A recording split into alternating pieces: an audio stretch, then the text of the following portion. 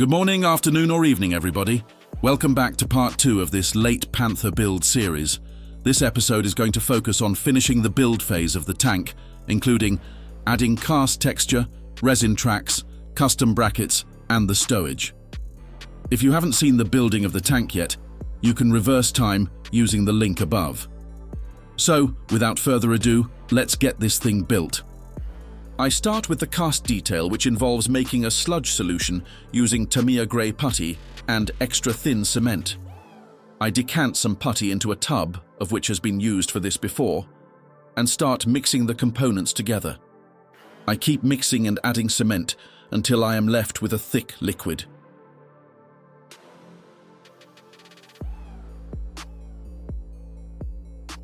Once the solution is made, I start applying it to the vertical surfaces of the tank using a stiff bristled brush. Again, that is reserved for this activity. This action is twofold. The putty adds raises in the metal, whilst the putty melts the plastic slightly and enables it to be formed. I am only going for a light effect on these panels, as the Panther's armor wasn't cast, it was rolled steel. But when seeing these tanks, the sides were not smooth by any means, so it's just to add a bit of character to what is otherwise a very smooth surface. Once the side is complete, I start on the front glacier plate, being careful not to get any on the mud guards and weld details.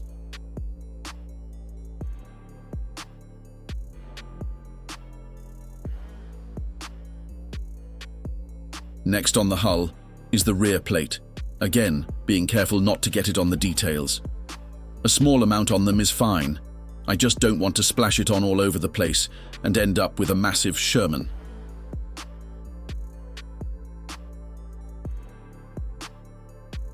With the rear plate done, that's my work done on the hull, so I move on to the turret. I start with the mantlet. As this was a cast construction, I am adding a bit more of the solution to this area and putting a bit more pressure on the brush to give it a rougher texture.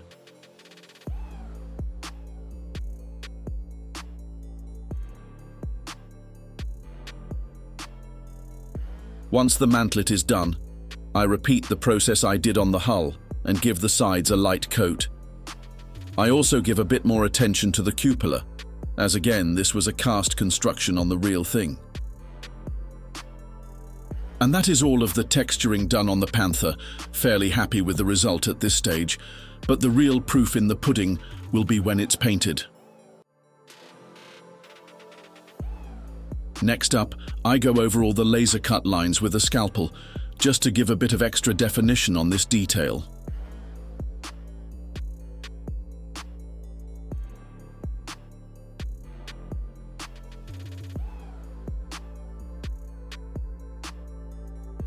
Now, all the applied detail is added to the hull.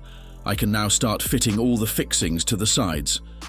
First thing is the spare link holders, followed by the barrel cleaning rods.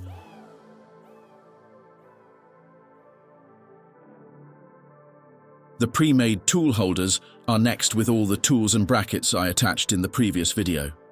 I attach all the items to both sides. Then it's time to fit the skirting panels. This shelf and brackets is what the armor plates would hang on to, but I am not including these on this build. Once all the details are added to the hull, I move on to the workable track links. The first thing to do is to cut out a load of pins.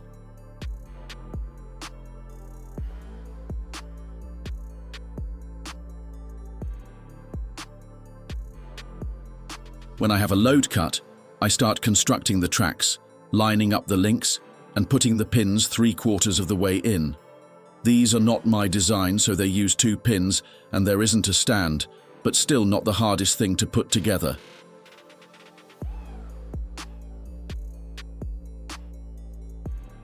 When I have a section semi-built, I add CA glue to the end of the pins using an old needle. Then I carefully push all the pins in place and we are left with a chunk of workable tracks.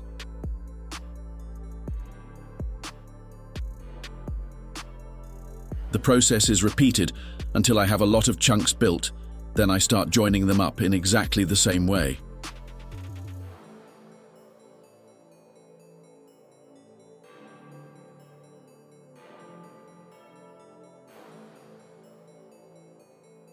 When I have a full length made, I think it's around 87 per side on a Panther.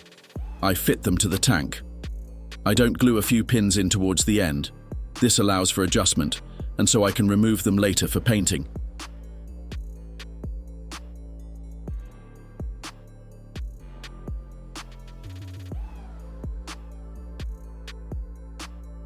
It does take a little while to produce workable tracks, but in my opinion, it is so worth it.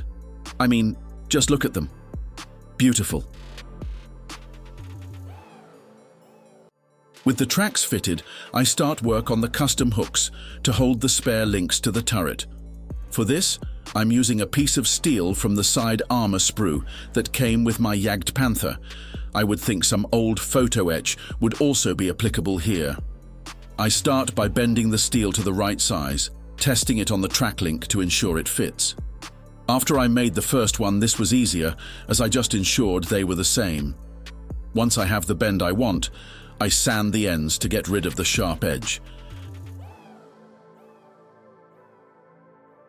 Then I snip the bracket down to size. This is repeated until I have a little stack of these hooks.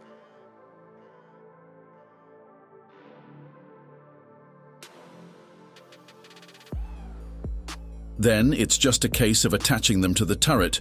First I tried attaching them on the link itself, but this failed dramatically.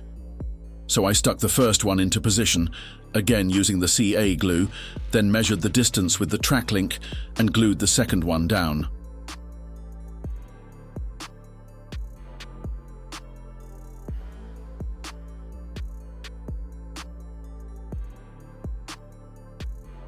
This process is repeated until I have all the hooks I want on the turret. In this case, I went for 8 hooks in total, making 4 fixing positions. I am having one small lot at the front, which will have the identification number underneath, then a larger section of links behind. Next up, I made some custom tow cables using some old electrical wire and the kit components. You can see how I made these on a short I uploaded here on YouTube, titled Wire Tow Cables in 60 Seconds. Ultimately, I didn't like how straight and rigid the kit cables were, so I made my own, enabling me to bend them around the hull in a more natural manner.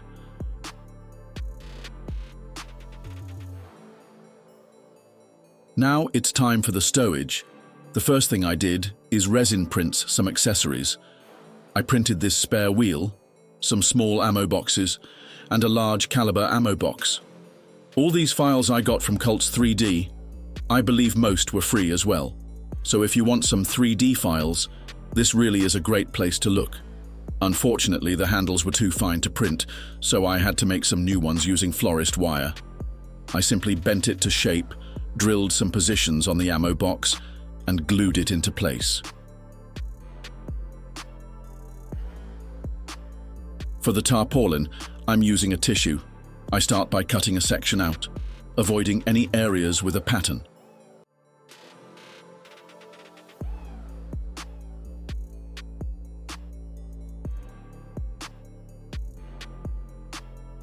Once I have a piece which I think is about the correct size, I start working out how I'm going to place it on the rear of the tank. I play around with the positions of the stowage and different sizes of tissue paper until I have a vague idea of what I'm doing. Once I have a configuration set, I stick down the large ammo box with super glue.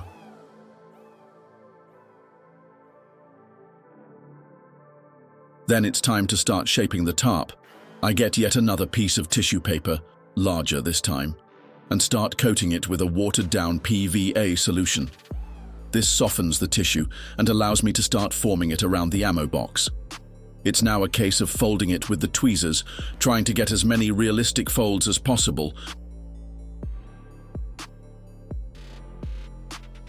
The piece I was using was slightly too big, so I cut it down and go again with the folding.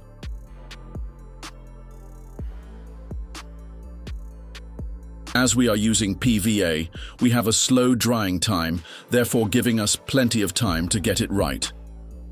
Also, because the PVA dries clear, if we mess it up, we can simply take it off and start again. This was my second go at it. Once I have it pretty much how I want it, I add some more PVA solution and add the rest of the stowage so the tarp bends around the items. I keep adding PVA to stick some bits down and soften the tissue further.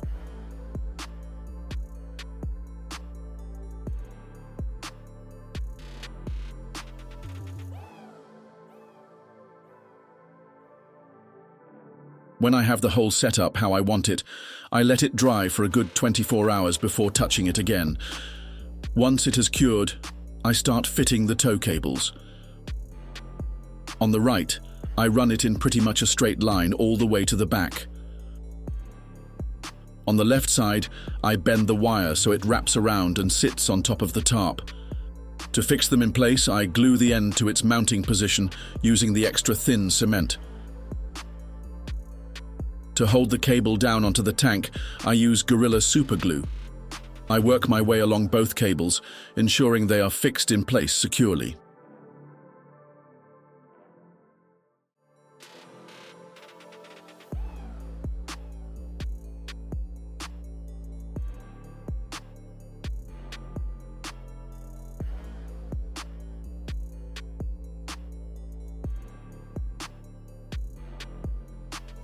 The final detail to add is the radio aerial. For this, I am using an old bit of sprue that I cut out, heat up and stretch until I have a piece thin enough for an aerial.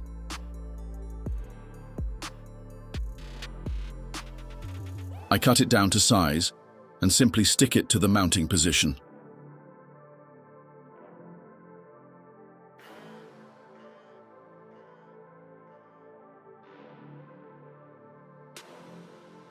I also made some figures that were provided with the kit.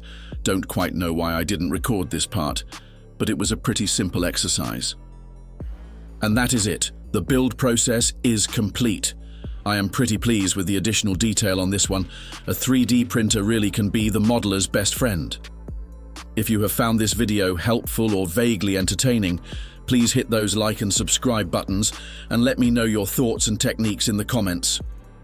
Unfortunately, life is taking over a wee tad at the moment, so there will be a small break for a couple of weeks whilst I get the next video ready. That video, however, will focus on the painting of the tank in its 1944 ambush camouflage pattern, so stay tuned for that. But for now, farewell and happy modelling, everybody.